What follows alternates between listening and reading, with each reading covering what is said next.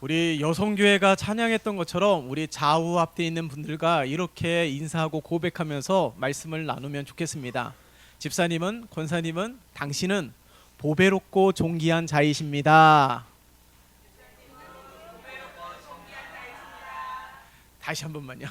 무표정으로 막 이렇게 하지 말고 정말로 그렇게 생각하는 것처럼 당신은 보배롭고 존귀한 자이십니다. 아멘. 사순절입니다. 우리가 매년마다 맞이하는 사순절이지만 이 사순절이 되면 가장 먼저 드는 생각이 우리가 이 십자가의 은혜를 얼마나 기억하고 살았는지에 대하여 늘 묻습니다. 그리고 그 질문 앞에 우리는 하염없이 부족하고 연약해질 수밖에 없고 부끄러울 수밖에 없습니다. 왜냐하면은 이 사순절 기간 동안에만 우리에게 이 구원의 은혜를 주신 것이 아니기 때문에 그런 것이죠. 이 사순절을 통하여서 우리가 날마다 이 십자가의 은혜로 구원을 받았다라는 사실을 늘 발견할 수 있게 하신 것, 그것이 하나님의 은혜이지만 우리는 날마다 구원을 받은 하나님의 자녀이고, 우리가 찬양하고 고백했던 것처럼 우리는 보배롭고 존귀한 하나님의 자녀가 되는 줄 믿습니다. 이 사실은 변하지 않는 거예요. 하나님께서 하나밖에 없는 독생자 예수 그리스도를 우리 가운데 보내시고 우리를 구원하시기 위해서 십자가에서 죽으셨다라는 것, 이것은 되돌릴 수 없는 겁니다. 이것은 하나님의 실수가 아니에요. 하나님은 이미 태초부터 우리를 향한 그 사랑이 지금까지도 변함이 없기 때문에, 우리를 향한 하나님의 사랑을 확증하기 위해서 예수 그리스도를 이 땅에 보내시고 우리의 죄의 짐을, 우리가 져야 될 죄의 짐을 예수님께서 대신 짊어지시고 우리를 구원하신 그 놀라우신 은혜를 이 사순절 기간 동안에 더욱더 새롭게 되어지고 더욱더 굳건하게 다져지고, 그래서 날마다 변하지 않는 은혜요, 감동이 되고 감격이 되는 우리의 삶이 되시기를 예수님의 이름으로 축원합니다. 제가 일전에 와이프를 통해서 이런 질문을 받았습니다. 행복하냐고. 너무 뜬금없이 한 질문이었고 어떤 의도를 담고 했는지를 알아서 거기에 제가 아주 분명하게 자신 있게 대답해야 되는데 멈칫했어요. 순간 대답을 하지 못했어요. 그러면서 드는 생각이 내가 정말 불행한가? 그런 것은 아니었습니다. 그러나 저의 연약함조차도 우리가 하나님 앞에 감사할 수 있는 재료가 많고 제목이 많음에도 불구하고 오히려 없는 것, 염려되는 것에 집중하면서 오히려 내가 불행하다라고 생각하는 경우들이 많이 있다라는 사실입니다. 여러분들도 똑같이 질문을 던진다라면 여러분들은 어떻게 대답하시겠습니까? 되게 많은 이들이 행복하십니까? 기뻐하십니까? 지금 만족하십니까? 라고 질문을 한다라면 거기에 자신 있게 이야기하는 사람이 많이 없다라는 사실을 발견하게 됩니다. 우리가 지난주에도 함께 나누지 않았습니까? 기뻐할 수 있는 일이 있기 때문에 기뻐하는 것이 아님은, 웃으니까 웃을 수 있는 일이 생기는 것임을 우리가 함께 말씀을 통하여서 나눴습니다. 그렇기 때문에 범사에 감사하고 항상 기뻐하라고 말씀하고 있는 것 아니겠어요? 그런데 요즘 사회를 가리켜서 기쁨이 사라진 시대, 쾌락만 존재하는 시대라고 평하는 이들이 참으로 많이 있습니다. 소유냐 존재냐라는 책을 쓴 에리 프롬도 그 책에서 이렇게 서술합니다. 기쁨이 없는 쾌락 속에서 살아가고 있다라고 평을 했습니다. 기쁨이 사라지니까 기쁨을 대신하기 위한 것을 찾습니다. 그것이 무엇이냐면 쾌락이라는 거예요.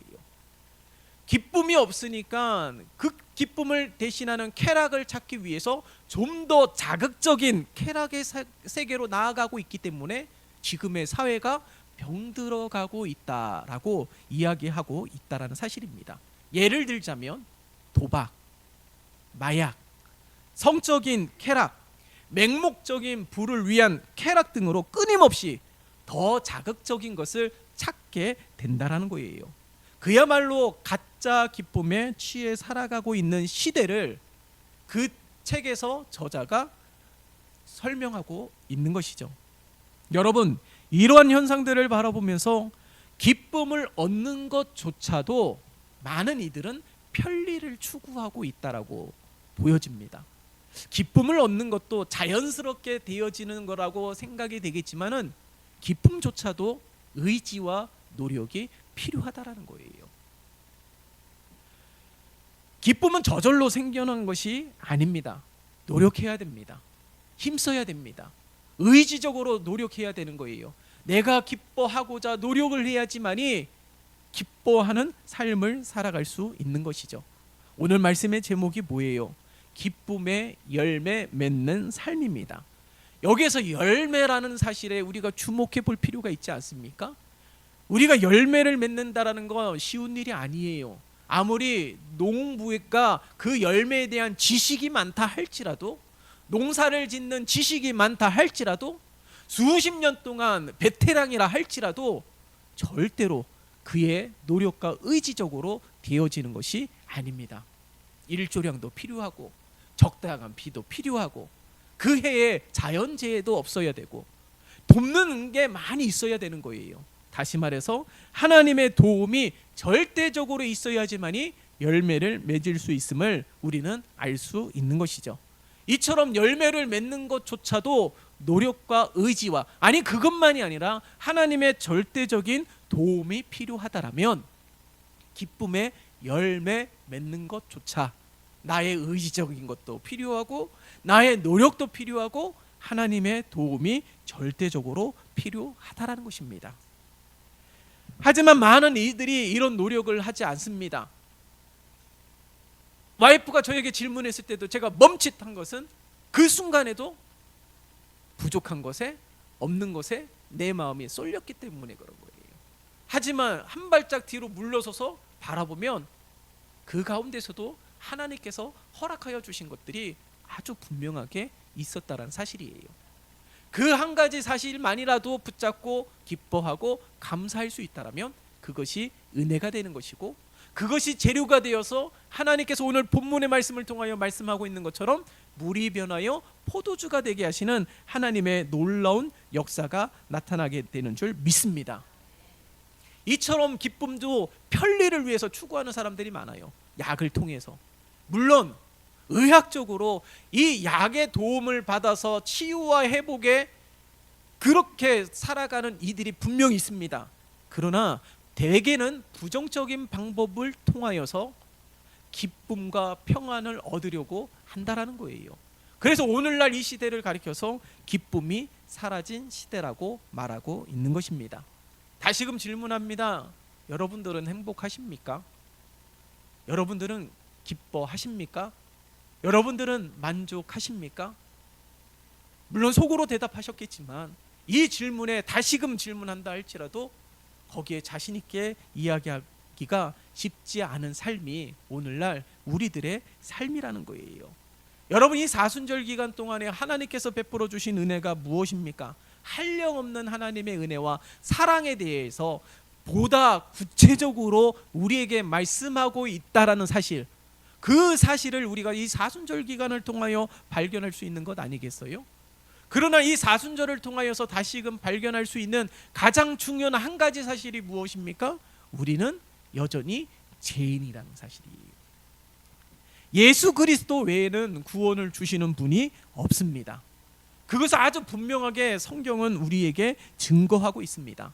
다시 말해서 우리가 죄인이기에 기쁨보다는 쾌락을 추구하고 있다는 사실이에요. 여러분, 우리가 알게 모르게 정말 그렇게 쾌락을 추구하는데 힘을 쓰고 있다는 거예요. 앞서서 소개한 소유냐 존재라는 그 책에서도 아주 분명하게 쾌락이 무엇인지에 대하여 설명하고 있습니다. 성공에 집착하는 것도 쾌락, 인정을 받고자 집착하는 것도 쾌락, 이 모든 것들이 부정적인 면에서 쾌락이라고 지적하고 있다는 사실이에요. 그래서 우리가 늘 우리 자신을 돌아보아야 된다는 겁니다. 오늘 본문을 보세요. 오늘 본문을 보면 결혼식이 있는 잔치집입니다. 하객들도 신랑과 신부 그리고 이 두 집안을 축복하기 위해서 함께 모여서 모두가 기뻐할 수 있는 자리입니다. 그러니까 이 잔치집에 슬퍼하는 이들은 단 한 사람도 없어요. 그런데 여러분들 결혼식 가면은 항상 보면은 신부도 그렇고 신부 쪽 부모님도 그렇고 울지 않습니까? 그게 슬퍼서 우는 걸까요? 아니죠. 예? 아니죠. 부모님은 이제 다 커서 한 가정을 꾸리는 그 모습을 보면서 대견하고 감격스러워서 감사해서 흘리는 기쁨의 눈물 아니겠어요? 신부가 흘리는 눈물은 슬픔의 눈물입니까? 부모님의 은혜에 대하여 감사하는 그 기쁨의 눈물 아닐까요? 그러니까 이 결혼식에서 기쁨이 가득한 그 자리에서 눈물을 흘린다고 슬퍼하는 이들이 없다라는 거예요. 그러니까 잔치집은 모두가 기뻐하고 기쁨이 충만한 곳이라는 사실이죠. 그러나 오늘 본문을 보면 위기가 있습니다. 이 혼인집에 잔치집의 위기가 무엇이냐면 고작 포도주 하나가 떨어져서 이 잔치를 망치게 생겼다라는 거예요. 이 혼주 입장에서는 손님들을 초대해 놓고 포도주가 떨어졌다라는 것은 이 잔치가 망할 수 있다라는 사실입니다. 그렇기 때문에 염려가 되는 것이죠. 그런데 우리 주님이 그 잔치를 더 멋지고 빛내게 하셨다라는 거예요.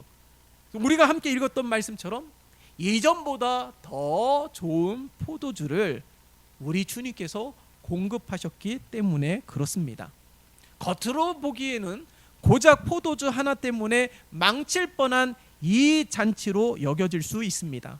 그러나 오늘 본문의 말씀을 보세요. 11절에 어떻게 기록하고 있어요? 예수께서 이 첫 표적을 갈릴리 가나에서 행하여 라고 말씀하고 있지 않습니까? 여러분, 예수님께서 첫 표적이래요. 다시 말해서 우리가 영화를 보면 영화를 보기 이전에 예고편들이 많이 나오지 않습니까? 아직 개봉하지 않은 그 영화 예고편들을 보여주는 까닭이 무엇입니까? 앞으로 개봉하게 될 그 영화에 대해서 기대하게 하기 위해서예요. 마찬가지로 지금 내 때가 아니라고 예수님께서 말씀하셨음에도 불구하고 오늘 이 갈릴리 가나에서 첫 번째로 보이신 표적을 말씀하고 있다는 사실은 앞으로 예수님께서 행하실 놀라운 일들에 대한 기대하게 하시기 위해서 이 표적을 우리에게 보이셨다는 겁니다. 그러니까 하나님 예수님께서 행하실 놀라운 일들 가운데 예고편 정도로 보여주셨다는 것을 알 수가 있어요. 제가 앞서서 고작 포도주 하나 때문에 라고 이야기했지만 사실 고작 포도주라고 말하기는 어렵습니다. 물론 우리가 이 이스라엘 당시의 시대를 이해하기는 힘들지만 이스라엘을 보면 건기와 우기가 있습니다. 이 건기는 여름에 있고요. 우기는 겨울철에 있어요. 이게 바뀌면 조금 좋지 않을까라는 생각도 들지만 아무튼 여름에 건기가 있고 겨울에 우기가 있습니다. 그러니까 이 여름에는 이 건기로 인하여서 물이 부족하니까 겨울에 비가 많이 올 때에 물을 저장해 둡니다. 그러나 오늘날처럼 댐을 만들거나 저수지를 만드는 기술이 없기 때문에 작은 웅덩이에 물을 담아둔다 할지라도 여름 건기에 그것을 가지고 지내기는 턱없이 부족할 것입니다. 많이 부족하지요. 그렇기 때문에 그때의 당시에 그 건기 속에서 그 갈증을 어떻게 해결하냐면 그 여름의 건기 때에 수확되는 열매가 포도예요. 그렇기 때문에 그것을 포도주로 만들어서 그 갈증을 해결하는 것이 이스라엘의 문화였습니다. 그러니까 이스라엘 사람들에게 포도주는 단순한 음료가 아니라는 거예요. 너무나도 중요한 음료입니다. 잔치 때에도 빠질 수 없는 음료이기도 하지만 살아가면서도 빠질 수 없는 음료라는 거예요. 갈증을 해결할 수 있는 음료이기 때문에 그 정도로 중요합니다. 다시 말해서 이 포도주가 바로 기쁨을 상징하고 있다라는 사실이에요. 그런데 이 잔치집에서 포도주가 떨어졌습니다. 기쁨이 사라질 위기, 기쁨이 사라지고 원망과 불평으로 그 잔치집이 가득하게 될 그런 위기 속에서 그 위기를 바꾸신 분이 누구라고요? 바로 예수님이라는 거예요. 오늘날 기쁨이 사라진 시대 속에서 살아가고 있다라면 진짜 기쁨이 아니고 가짜 기쁨의 쾌락에 빠져서 살아가고 있는 이유가 무엇일까요? 오늘 본문을 통하여서 우리가 조명해서 이 시대를 조명해보고 우리의 삶을 조명해보면 예수님이 계시지 않기 때문에 그렇다라는 거예요. 혼인집 잔칫날 포도주가 없어 난감하게 되었지만 이 중대한 문제를 우리 주님께서 해결해 주셨다는 사실이에요. 오히려 하객들은 더 놀라합니다. 전보다 더 좋은 포도주를 내고 있다라고. 보통 혼인 잔치집에는 처음에는 좋은 포도주를 내고 취한 다음에는 질이 나쁜 포도주를 내는 것이 일상적인데 이 혼주들은 오히려 더 좋은 포도주를 내면서 기뻐하고 감격하면서 그 혼인 잔치집에 더 기쁨과 감사가 넘치는 잔치가 되었다는 것입니다. 이런 결정적인 요인이 무엇이라고요? 바로 이 위기 속에 예수님이 계셨다라는 거예요. 1절과 2절, 이 잔치집이 시작되는 가장 처음에 1절과 2절을 통하여서도 아주 분명하게 말씀하고 있는 것 아니겠어요? 같이 읽어볼까요? 시작. 사흘째 되던 날 갈릴리 가나에 혼례가 있어 예수의 어머니도 거기 계시고 예수와 그 제자들도 혼례의 청함을 받았더니 아멘. 문제가 생겼을 그 문제를 해결해 주실 예수님이 그 자리에 계셨다라는 겁니다. 오늘 말씀을 아주 분명하게 문자적으로도 중요합니다. 이 혼인집 잔치에 누구를 초대했다고요?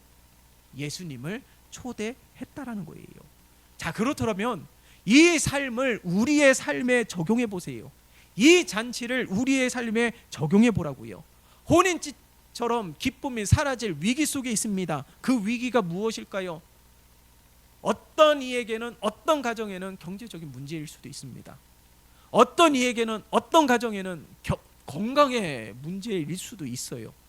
크고 작은 많은 문제들로 인하여서 지금 기쁨이 사라질 위기에 놓여 있다라는 거예요. 그러면 어떻게 해야 된다고요? 오늘 1, 2절의 말씀을 통하여서 주님을 초청해야 된다고요. 주님을 오실 수 있도록 청해야 된다고요. 주님을 모셔야 된다고요. 그래야지만이 위기를 기쁨으로, 슬픔을 기쁨으로, 염려를 감사로 바꿀 수 있다라는 사실입니다. 위기는 누구에게나 옵니다. 우리가 지난주에도 말씀을 나누지 않았습니까? 꽃이 필 때도 있지만 꽃이 질 때도 있어요. 오늘 본문 속에서도 인간이 만든 포도주가 늘 충만하고 항아리에 가득 넘치게 되면 얼마나 좋겠습니까?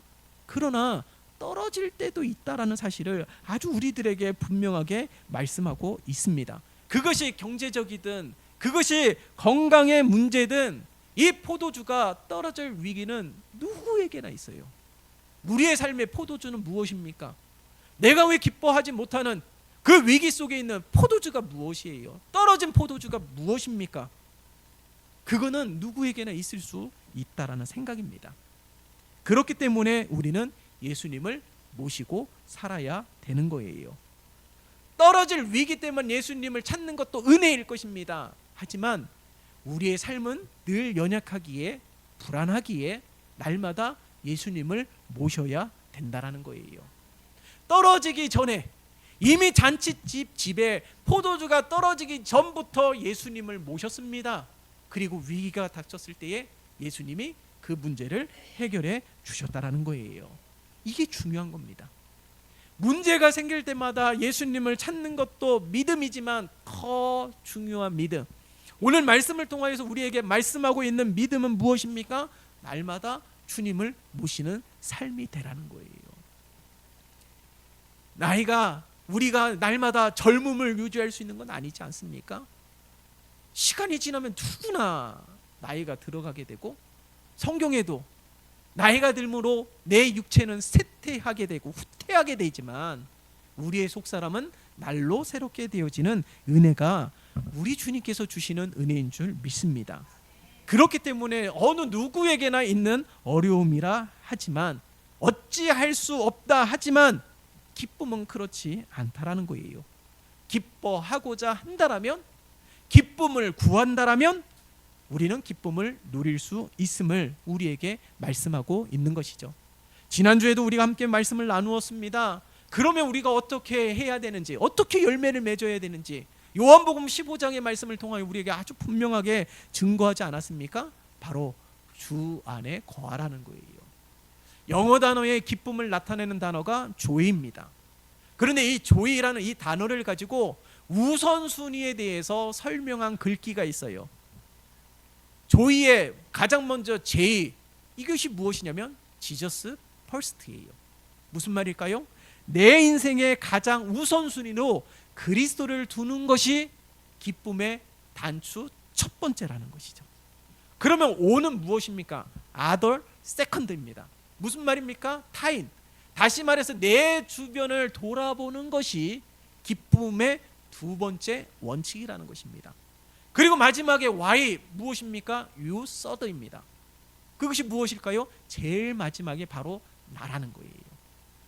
먼저는 예수님, 두 번째는 이웃 주변을 돌아보는 것, 그리고 제일 마지막이 나 자신이 세 번째가 될 때에 기쁨을 누릴 수 있음을 이 조이라는 단어를 통해서 기쁨의 우선순위를 설명하고 있다는 것이죠. 예수님을 가장 먼저 모시는 것, 그것이 기뻐할 수 있는 가장 첫 번째 중요한 절대 원리임을 잊으면 안 되는 것입니다. 그렇기 때문에 우리가 날마다 예수님을 모셔야 되는 거예요. 날마다 예수님을 모셔야지, 위기 때만 예수님을 찾는 삶이 아니라 날마다 예수님을 모셔야지만이 실수하지 않습니다. 흔들리지 않아요. 이런 기준을 가지고 있기에 진짜 기쁨을 누려야 되지만, 이런 기준을 가지고 있기에 쾌락 가짜 기쁨에 빠지지 않을 수 있는 것입니다. 그렇게 살았던 인물이, 대표적인 사람이 우리가 너무나도 좋아한 다윗이에요. 다윗이 지었던 시 중에 가장 유명한 시 시편 23편의 말씀을 보세요. 시편 23편 5절의 말씀을 보면 이렇게 기록이 되어 있습니다. 주께서 내 원수의 목전에서 내게 상을 차려주시고 기름을 내 머리에 부으셨으니 내 잔이 넘치나이다. 다윗이 이렇게 고백을 했어요. 다윗이 지었던 시잖아요. 사울의 위협 속에서도, 아니 가장 큰 장남의 반역으로 인하여 도망자 생활을 하고 있었을 때에도 하나님께서 그에게 기름을 부어 주셨기 때문에, 하나님께서 그에게 은혜를 부어 주셨기 때문에, 하나님께서 그에게 기쁨을 부어 주셨기 때문에 부족함이 없다라고 고백을 하고 있다라는 사실이에요. 왜 부족함이 없겠습니까? 우리가 성경을 보면 도망자 시절에 다윗이 먹을 것이 없었어요. 왜 불평이 없었겠습니까? 다윗은 도망자 시절에 마음 편히 다리 쭉 뻗고 잘 수가 없었습니다. 왜 불평이 없었습니까? 자신의 목숨을 위해서 이방인 땅으로 도망쳤던, 미친 척하였던 다윗의 모습이 성경에 기록되어 있다는 사실이에요. 그러함에도 불구하고 부족함이 없다라고 고백하고 있는 이 다윗의 모습을 보세요. 날마다 하나님을 모셨다라는 거예요. 날마다 하나님에게 집중하고 있었다라는 것입니다. 오늘 이 잔치집이 진정한 기쁨이 끊이지 않는 잔치집이 될 수 있었던 가장 중요한 사실이 오늘 1절과 2절의 말씀을 통하여 말씀하고 있다라는 사실이에요. 주님을 초청했다라는 것. 인간이 만든 포도주는 언젠가는 없어질 테지만, 꽃이 피면 다시 질 때도 있지만, 그것을 예상하는 이들은 아무도 없습니다. 우리의 인생이 그렇지 않습니까? 내가 누리는 이 기쁨이 영원할 것 같고, 이 행복이 영원할 것 같지만은 순간 조금의 균열이 생기게 되면 염려와 근심과 걱정으로, 번민으로, 갈등으로 가득한 것이 바로 우리의 삶이라는 거예요. 우리는 이처럼 연약합니다. 고작 포도주 하나 때문에 위기를 당하였던 이 잔치집과 별반 다르지 않다라는 거예요. 데살로니가전서 5장 16절에서 18절의 말씀을 보면 항상 기뻐하라, 쉬지 말고 기도하라, 범사에 감사하라 라는 말씀이 있지 않습니까? 그 말씀을 가만히 보면은 명령어만 있어요. 목적어가 없습니다. 근데 그것에 이 말씀에 목적어를 넣어서 다시금 이 데살로니가전서 5장 16절에서 18절의 말씀을 보면 이렇다라는 거예요. 목적어를 넣으면 하나님께서 주신 것에 기뻐하라는 거예요. 쉬지 말고 하나님께 기도하라는 거예요. 범사에 하나님께 감사하라는 거예요. 어떤 목적어가 생략이 되었습니까? 하나님. 하나님이 주신 것을 기뻐하고, 쉬지 말고 하나님께 기도하고, 범사에 하나님께 감사하라는 것입니다. 기쁨의 출처가 아주 분명하지 않습니까? 감사의 출처가 아주 분명하지 않습니까? 기도의 대상이 아주 분명하지 않습니까? 말씀을 통하여서 우리에게 말씀하고 있다는 사실이죠. 여러분, 우리의 인생에도 포도주가 떨어질 위기가 있습니다. 지금 그 위기 가운데 있는 분들도 있을 것입니다. 오늘 말씀을 통하여 우리에게 어떻게 말씀하고 있는 것일까요? 그렇다면 주님을 초청하라는 거예요. 주님을 초청하고 주님을 날마다 함께 살아가는 삶이 되라는 것입니다. 그래서 우리 주님께서 기쁨을 부어주시고 기쁨이 충만하고 그로 인하여서 함께 모여있는 모든 이들이 함께 기뻐하며 감사하며 하나님의 은혜를 발견할 수 있는 그런 놀라운 축복의 삶이 우리 모두의 삶이 되시기를 예수님의 이름으로 축원합니다. 살아계신 하나님 아버지, 감사합니다. 우리의 삶도 포도주가 떨어질 때가 있음을 인지하게 도와주시옵소서. 지금 그 어려움 가운데 놓여있는 성도들이 있다라면 하나님 위로하여 주시옵소서. 눈을 들어 하나님을 바라보게 도와주시고 날마다 우리의 구원자가 되시고 도움이 되시는 예수님을 초청하며 슬픔이 변하여 기쁨이 되게 하시는, 염려가 변하여 감사가 되게 하시는 그 하나님의 은혜로 살아가게 도와주시옵소서. 예수 그리스도의 이름으로 기도드리옵나이다. 아멘.